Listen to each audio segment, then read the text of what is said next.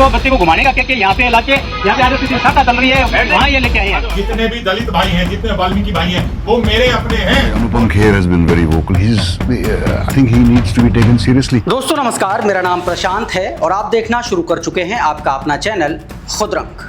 Bharatiya Janata party, राष्ट्रीय स्वयंसेवक संघ, संघी और Bharatiya Janata party के पदाधिकारियों के ऊपर चढ़ी हुई करप्शन की जो जिल्द है, चढ़ी हुई नफरत की जो जिल्द है, वो एक एक करके बाहर आ रही है। एक खबर निकल के सामने आई और खबर बेहद चौंकाने वाली है। खबर आपके बच्चों के भविष्य को किस तरीके से उनके दिमाग को बचपन से ही संक्रमित करने वाली है, वो मैं आपको बताना चाहता हूं कि कैसे एक एजेंडा को चलाने के लिए आपके स्कूल के, आपके बच्चे के स्कूल के शिक्षक आपके ही बच्चों को या आपको भी झूठ बोल करके उसको आरएसएस के शाखाओं में ले जाते हैं। बोला जाता है कि पिकनिक ले जा रहे हैं और जा करके आरएसएस की नफरती शाखाओं में उनको झोंक दिया जाता है। अभी वो खबर मैं आपको दिखाऊंगा, बेहद हैरान करने वाली खबर है। और उसके बाद किस तरीके से एक जागरूक अभिभावक ने संघियों की पूरी हेकड़ी निकाली है, सरेआम बेइज्जत किया है, सड़क पर उनका इलाज किया है, वो तस्वीर भी मैं आपको दिखाऊंगा। तस्वीर दिखाऊंगा कि भारतीय जनता पार्टी के एजेंडे के तहत पोषित होने वाला पश्चिमी उत्तर प्रदेश का हिंदू रक्षा दल का कर्ता धर्ता पिंकी चौधरी को किस तरीके से उसका ही एक बयान ले डूबने को लेकर के तत्पर है। और हालात ये है कि अब वो गिड़गिड़ा रहा है, बहुजनों से पंगा लेकर के उसने गलत बयाना ले लिया। जी, मेरठ में जिस बहुजन समाज की बच्ची के साथ, लड़की के साथ उसकी हत्या हुई थी, उस मामले में बहुजन समाज के लोगों ने जब प्रतिकार किया था, जब दलित समाज के लोगों ने सड़क पर उतरे थे, तो उनको इसने नीला कबूतर कह के संबोधित किया था और उसके बाद इसकी पूरी हेकड़ी निकली और अब सोशल मीडिया पर आकर के गिड़गिड़ा रहा। वो बयान आपको दिखाने जा रहा हूं। आपको एक और तस्वीर दिखाऊंगा जो सीधे तौर पर दोस्तों जुड़ी हुई है योगी आदित्यनाथ की सरकार की तानाशाही से। उत्तर प्रदेश में अब अगर आप समस्याओं पर उंगली उठाते हैं या समस्याओं को उजागर करते हैं या मुख्यमंत्री की आलोचना करते हैं तो आपको गिरफ्तार कर लिया जाएगा, अगर आप मुसलमान हैं तो। जी, मुसलमान हैं और अगर आपने कुछ भी कह दिया तो फिर आपकी खैर नहीं है, आप ये समझ लीजिए। मुजफ्फरनगर में क्या कांड हुआ है, कैसे नफरती चिंटुओं के एक झुंड ने एक मुस्लिम शख्स को बुरी तरीके से मारा पीटा है। पुलिस की एक तरीके से पुलिस उस पर पर्देदारी कर रही है, उसके बारे में भी जानकारी, और कैसे एक विधान में दो गेम हो रहे हैं वो भी तस्वीर आपको दिखाऊंगा। बहुत सारी खबरें एक एक करके चलिए शुरू करते हैं। सबसे पहले राजस्थान के डूंगरपुर से आरएसएस संघियों और टीचर्स के वेश में खाकी चड्डीधारी जो आपके बच्चों को झूठ बोल करके शाखा में ले जाते हैं, उनसे जुड़ा वीडियो और कैसे एक अभिभावक ने हेकड़ी निकाली है वो देखिए आपकी स्क्रीन पर।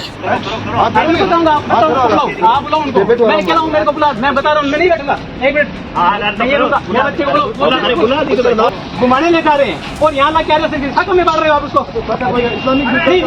अरे आराम से बताते, आप लिखित भेजते, आप लिखित भेजते, मैं ये नहीं कहता का बच्चा है, सरकारी गवर्नमेंट का बच्चा है, उसको टीचर कह रहा है कि आपको घुमाने ले जा रहे हैं, यहाँ शाखा के अंदर लेके आ रहे हैं। देखो ये कन्यालाल सिकवाल अंग्रेजी माध्यमिक स्कूल में पढ़ता है, ये मेरा भांजा है।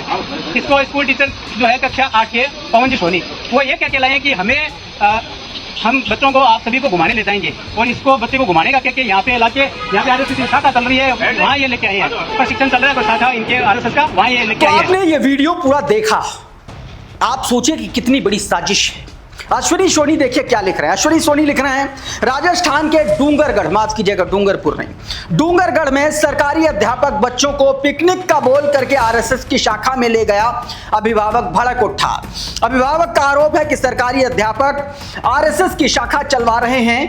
क्या सरकार उन्हें इस बात की तनख्वाह देती है कि बच्चों को संघ ज्वाइन करवाएं?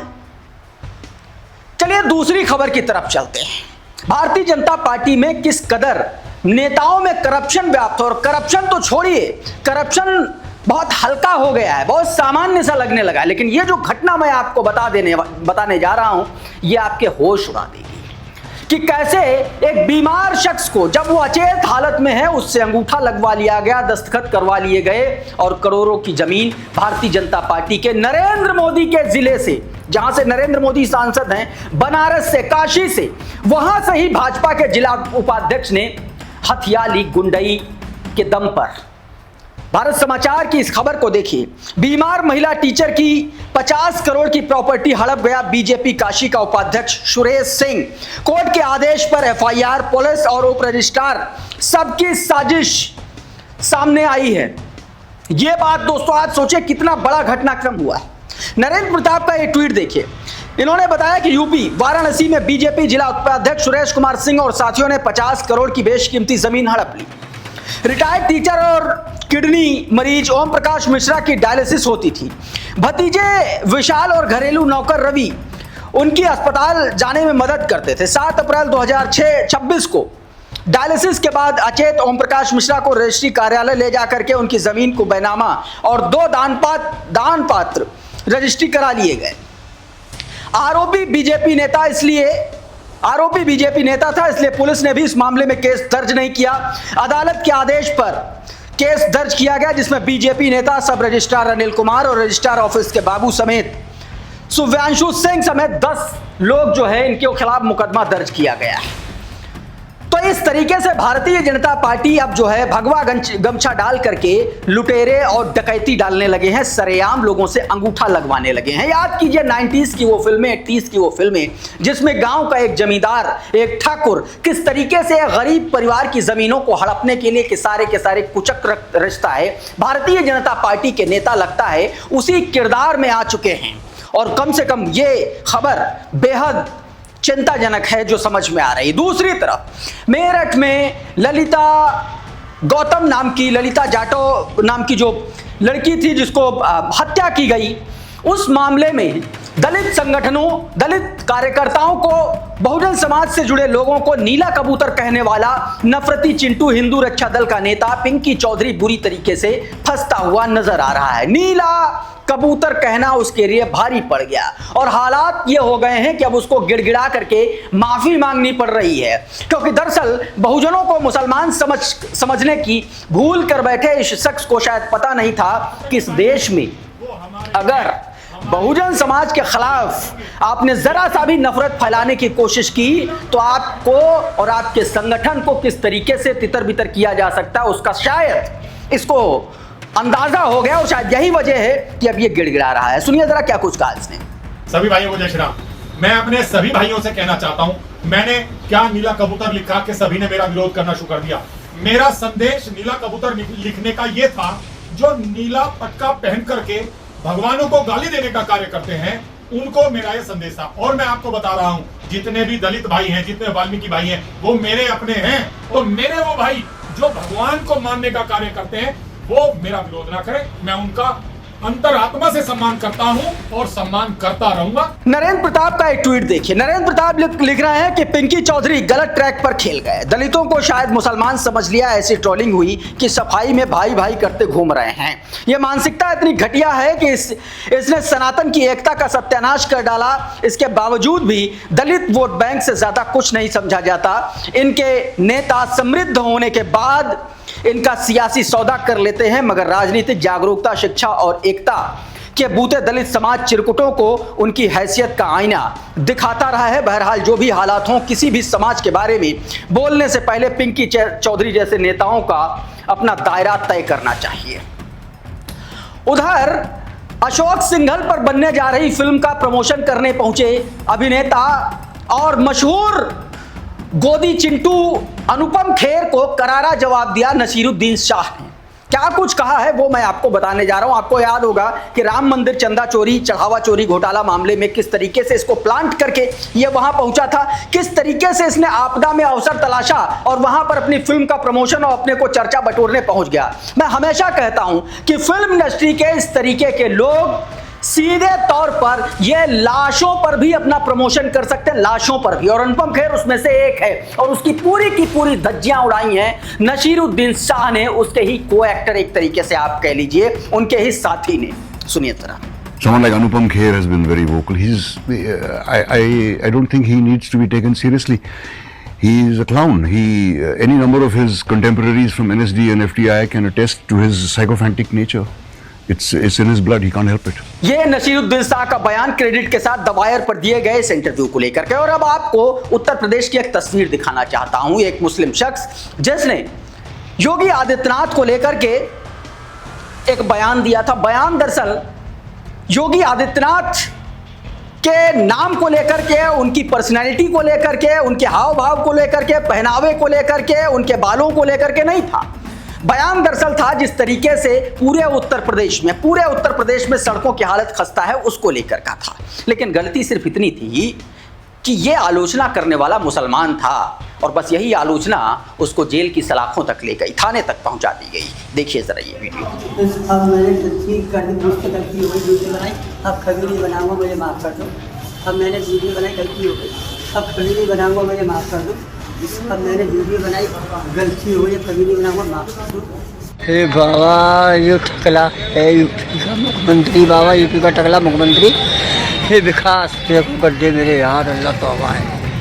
बस इतना गुनाह था कि वो मुसलमान था और आखिर में चलते चलते अगर वो अपना नाम नहीं बताता तो शायद वो गिरफ्तारी से बच जाता। एक तस्वीर मुजफ्फरनगर की भी दिखाता हूं आपको।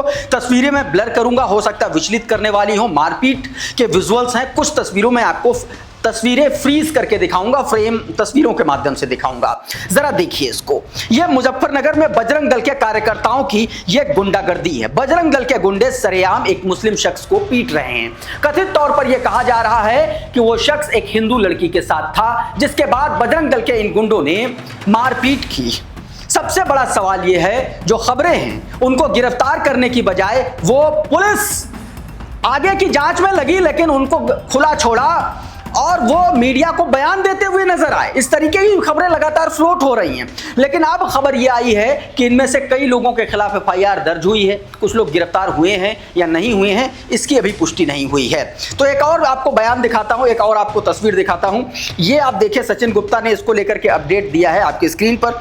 इन्होंने बताया कि मुजफ्फरनगर में मुस्लिम युवक महताब की पिटाई करने वाले बजरंग दल कार्यकर्ता गौरव शर्मा, कुशलवीर, शुभम, प्रशांत शर्मा, लोकेश सैनी पर FIR दर्ज हुई है। ये FIR महताब की महिला दोस्त ने दर्ज कराई है। युवती का कहना है कि हम दवाई खरीदने आए थे, उसके बाद छोले भटूरे खाने लगे, तभी कुछ लोग आए और नाम पता पूछने लगे। मुझे गालियां देकर कहा कि तू हिंदू होकर के मुसलमान लड़के के साथ घूमती। सोचिए, इस नफरत ने इस देश का, इस उत्तर प्रदेश का क्या से क्या कर डाला। लेकिन इस देश के सौदेबाज राजनीतिक भाजपाई, उनको ये बात समझ में नहीं आएगी और जब तक आम जनता को समझ में आएगी तब तक ये उत्तर प्रदेश आग के हवाले हो चुका होगा। ये आप मान करके चलिए। उत्तर प्रदेश में 2027 का चुनाव तमाम सारी आप समझिए इस तरीके की घटनाओं को लेकर के आने वाला है, इसमें कोई दो राव नहीं है। और ये नफरती चिंटू 2 दिन के लिए अंदर जाएंगे, फिर फूल मालाएं पहना करके इनको बाहर लाया जाता है। आखिर किसके इशारे पर हो रहा है? क्योंकि ये भाजपा के एजेंडों को पोषित कर रहे हैं, उनको खाद पानी दे रहे हैं। शायद यही वजह है कि खुलेआम ये आतंक सड़कों पर फैला रहे हैं। एक और तस्वीर आपको दिखाता हूं आपके स्क्रीन पर। एक और मामला है, दरअसल मामला अलीगढ़ से जुड़ा हुआ है। पुलिस कैसे काम करती है, मैं पुलिस अधिकारी का बयान आपको बहुत ध्यान से सुनिएगा। ये बयान आप किस लिए सुनिएगा मैं आपको बताऊंगा, पहले आप बयान सुनिए। देखिए, आज रात 9 बजे एक सेक्सुअल हरासमेंट का यूपी 112 के माध्यम से इवेंट प्राप्त हुआ। इस इवेंट में तत्काल थाना प्रभारी छर्रा द्वारा उसको अटेंड किया गया। तो ये पता चला कि 2 व्यक्ति और एक बच्ची जो है शराब का सेवन कर रहे थे। इन 2 व्यक्ति और एक बच्ची जो है शराब का सेवन कर रहे थे। इन दोनों व्यक्तियों द्वारा शराब के नशे में इस जो बच्ची है उसके साथ दुर्व्यवहार किया गया। मौके पे तुरंत जो बच्ची है उसको मेडिकल एग्जामिनेशन के लिए जिला अस्पताल भेजा गया है और इन दोनों व्यक्तियों को पुलिस द्वारा हिरासत में ले लिया गया है और इन पे जो तहरीर है प्रकट की वो प्राप्त कर ली गई है। इन तहरीर के जो आधार पर जो धाराएं हैं उनमें मुकदमा पंजीकृत कर दिया गया है। अग्रिम वैधानिक कार्रवाई से आपको अवगत करा दिया जाए। सुना आपने, बच्ची शराब पी रही थी, उसके बाद उसके साथ गलत काम हुआ। बच्ची शराब पी रही थी, मतलब पुलिस की पर्देदारी देखिए, पुलिस की बयान देखिए कि किस तरीके से धर्म बदलते ही सारा का सारा हालात और जज्बात किस तरीके से बदल जाते हैं। सैयद फिरोज लिख रहे हैं, अलीगढ़ के छर्रा थाना क्षेत्र में जिस 14 साल की मुस्लिम बच्ची को किशन और संजू ने बहला फुसला करके 4 किलोमीटर दूर एक इमारत में ले गए, जिसको जबरदस्ती शराब पिलाई गई, उसके साथ जबरदस्ती दुष्कर्म किया गया, उसके चेहरे पर काटने के निशान मिले। पुलिस का कहना है कि लड़की इन दोनों बलात्कारियों के साथ बैठ करके शराब पी रही थी और शराब के नशे में उन लोगों से ये हरकत हो गई। क्या पुलिस रस्सी को सांप कैसे बनाती है उसका जीवंत और सबसे शानदार उदाहरण ये महोदय का बयान हो सकता जो मैंने अभी आपको सुनवाया है। इस वीडियो में बहरहाल इतना ही। बहुत बहुत शुक्रिया, बहुत बहुत धन्यवाद। आप जुड़े रहिए आपके अपने चैनल खुद रंग के साथ। नमस्कार।